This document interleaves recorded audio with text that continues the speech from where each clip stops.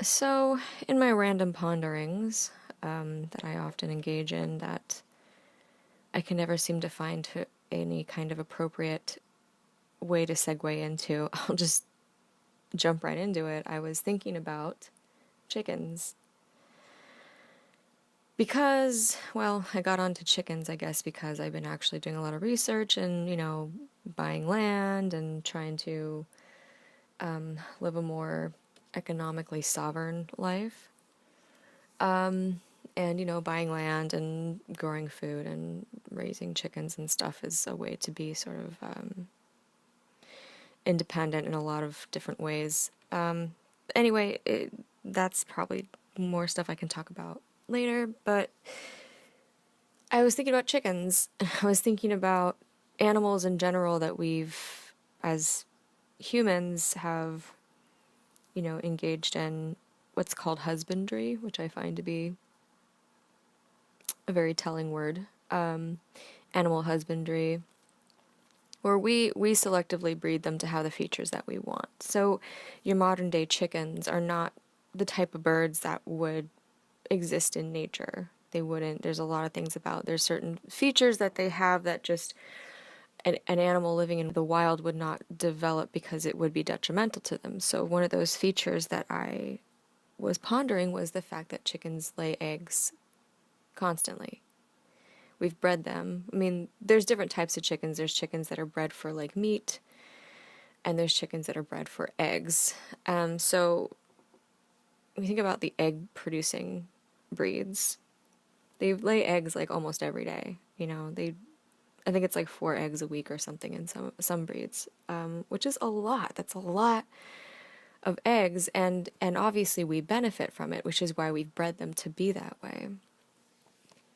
It's to the chicken's detriment. It doesn't help the chicken to be laying eggs constantly, right? It doesn't help the female chickens to be like producing all these eggs all the time, and it's the chicken has no use for that.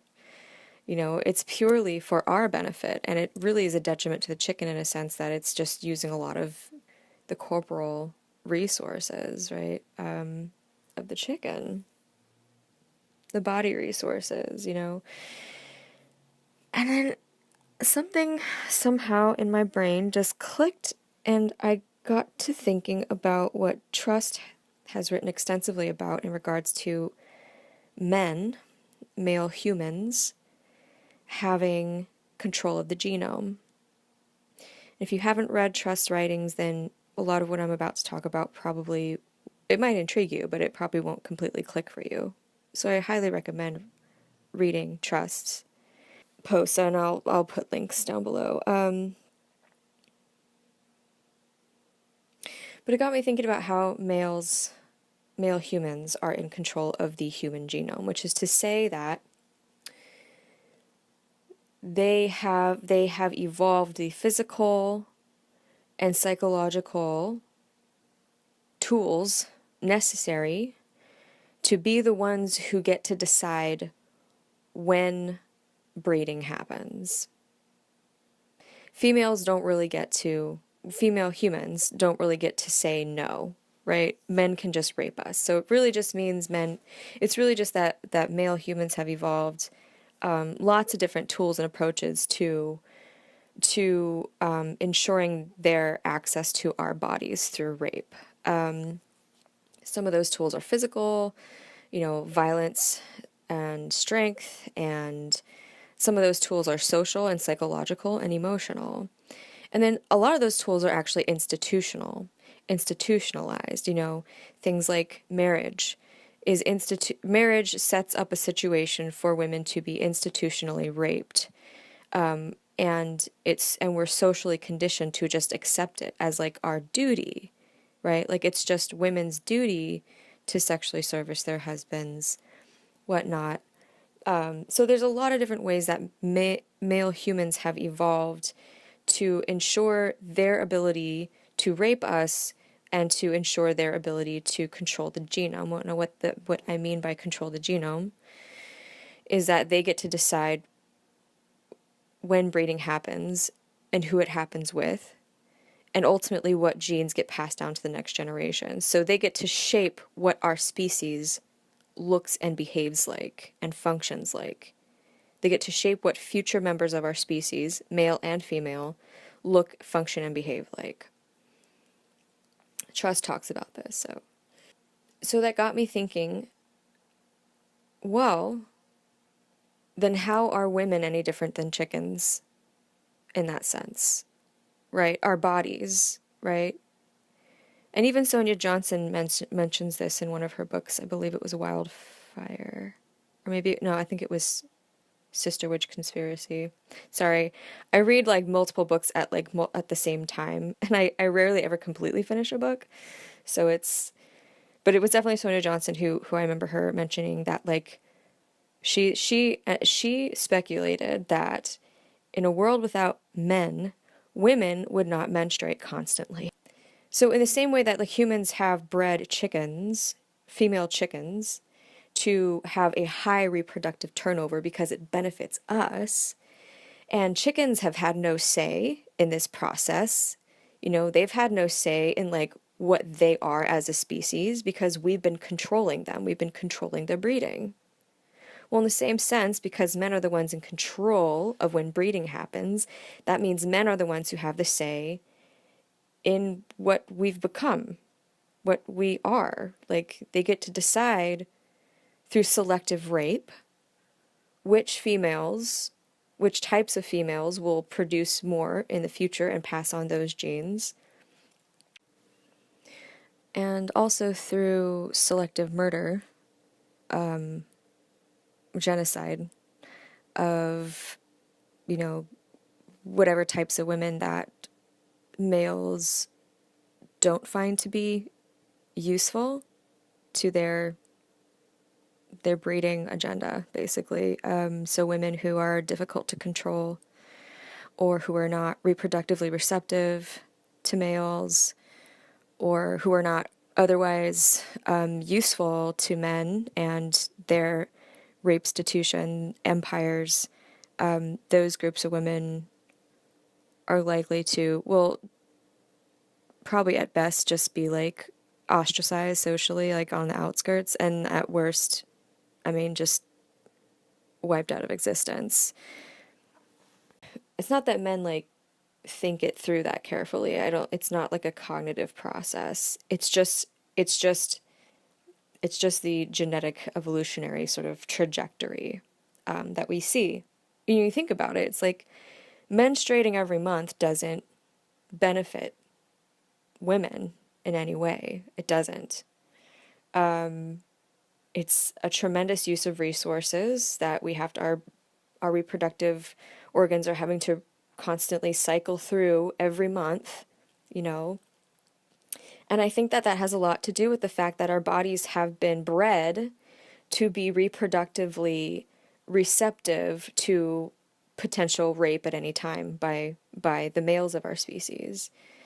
And a lot of this connects back to like, and you know, and again, I encourage you so much to read what Trust has written. You know, connects back to like how our species, you know, the females don't have estrus, or at least not. At least the males have stopped responding to any estrus that we do still engage in. I think it's possible that some of us still do, but the males just aren't receptive to it anymore. Their libidos have sort of taken on its own agenda now. Male libido has caused male sexual insanity. I like to call it that, because it's fucking insanity.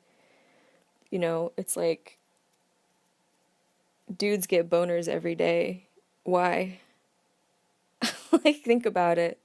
Like, why? It doesn't, like, does our species really need to have that many happening all the time, you know? I don't want to digress too much because but when you talk about like species that have estrus, right? And the males of those species are responsive to estrus, which is to say that the males don't try to breed with the females until the females are giving off proper signals that say, I'm ready to breed. This happens in most like, you know, land animals. I think most land animals have that, you know, where the females, you know, they go into heat. I mean, even cats and dogs still have this, right? The females go into heat, they give off sorts of like pheromones, chemical signals, they'll give off auditory signals through like vocalizations, other behavioral signals. It attracts the males, and the males come to breed.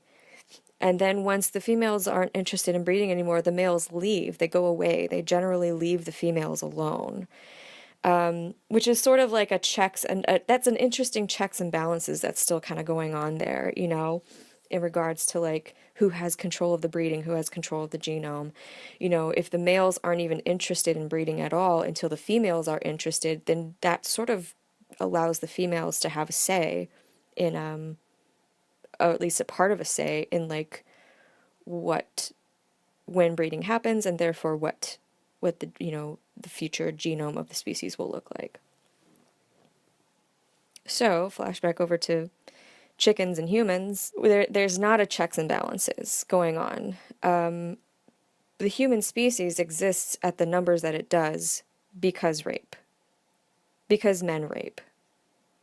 And again, they rape because they are able to rape through lots of those different means that I mentioned earlier, you know, physical, psychological, social, institutional, you know, all, you know, they're able to rape because they've hoarded resources, and now they force women to exchange sex for resources. Or let me rephrase that. They force women to exchange rape for resources.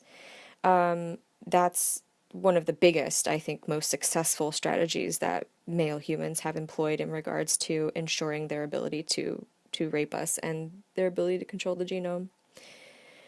If men were not in control of the genome of our species, or if men just were not around in general, women probably wouldn't be having periods every month, you know, because we wouldn't need to be, you know, in this constant state of like potential sexual receptivity to rapey males, you know. Or if our species still had, if males of our species were still responsive to female estrus, we also, in the same circumstances, would not have a high reproductive turnover. I mean, it would be more like whatever. It would be a different schedule. It'd be a slower schedule. It'd be a slower reproductive schedule, you know. I mean, even like just for example, like my cat, before we got her spayed, she'd go into heat like every couple months, like every 3 months she'd go into heat or something. You know, I don't know how demonstrative that is of like female cat reproductive cycles in general, but like, I mean, I don't see my cat bleeding heavily.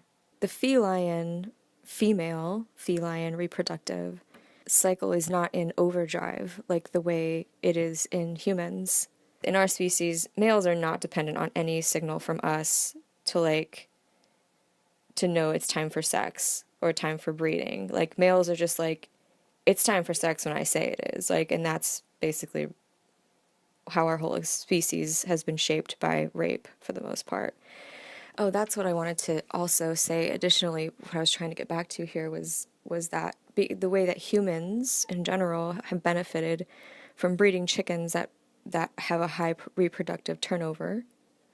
Male humans have benefited from selectively raping females and breeding us, in a sense, to have a high reproductive turnover. It makes it easier for them to control us. You know, it makes it easier for them to dominate us, to control our bodies, and to maintain control of the genome. You know, it doesn't benefit women to menstruate every month. It doesn't benefit us to be like reproductively receptive that often, you know what I mean? Like to be having babies every year even. Some women are so deep in the rape-stitutions that they breed babies like every year, you know. It doesn't benefit us. It benefits men, right? So in the same way that humans have bred chickens to have a high reproductive turnover because it benefits us because we eat their eggs, doesn't benefit them, it's actually to their detriment. In the same way, men have, quote, bred, unquote, us through selective rape and rape-stitutions so that we have a biologically high reproductive turnover that makes it easier for them to breed us, to, overbreed us, and and it makes us easier to control. Our bodies are doing a tremendous amount of work, even if we don't have babies, for whatever reason. If we're fortunate enough to be, not so deep in the rape-stitution that we are having babies for one reason or another.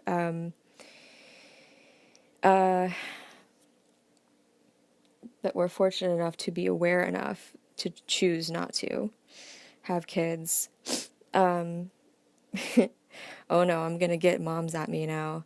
I can just speak on these things very matter-of-factly. It's not a matter of criticizing women's choices. My whole point is that it's not about choices at all, when the whole system is designed to make us work for men. That's what I'm saying.